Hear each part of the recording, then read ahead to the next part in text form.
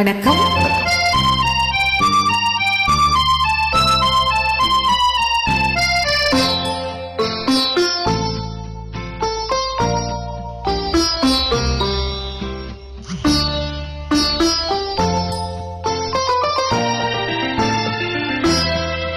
புத்தம் புதிய புத்தகமே உன்னை புரட்டி பார்க்கும் புலவன் நான். பொதிகை வளர்த்த செந்தமிழே உன்னை பாட்டில் வடிக்கும் கவிஞன் நான். பள்ளியறை எனும் பள்ளியிலே இன்று புதிதாய் வந்த மாணவி நான்.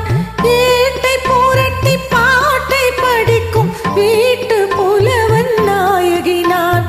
பள்ளியறை எனும் பள்ளியிலே